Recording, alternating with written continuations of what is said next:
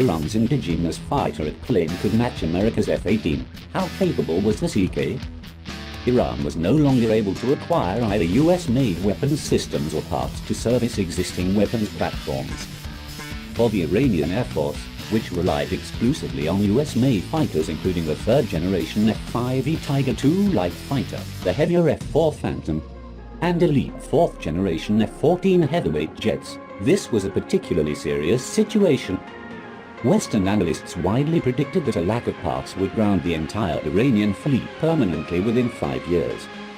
The newly declared Islamic Republic, facing a large-scale invasion from neighboring Iraq just months after its formation, was forced to invest heavily in its military aviation to protect its airspace from hostile aircraft and avoid losing air superiority entirely. These investments proved successful, and Iran's American-made fighters were able to fly throughout the war and continued to form the backbone of its fleet until to this day.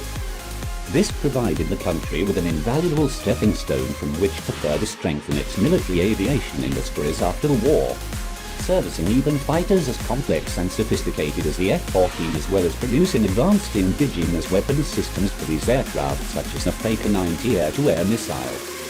More recently, amid growing tensions with the Western Bloc and difficulty importing modern combat aircraft due to both political and economic constraints, Iran has invested in developing fighter jets indigenously to serve its needs. While the Iranian Kh-313 light stealth fighter announced in 2013 grabbed headlines, and was long been derided by Western analysts as a propaganda stunt unable to produce any combat-capable aircraft, the result of the program remains to be seen. Given revelations of Iran's recent success producing and fielding highly sophisticated stealth drones, however, and the relatively advanced state of its military aviation, the possibility of the Kh-313 entering serial production and combat service later in the decade should not be entirely discounted. Long before the Kh's announcement, however, Iran had already developed another potentially promising indigenous fighter under a joint sponsorship from the Defense Ministry and the Air Force.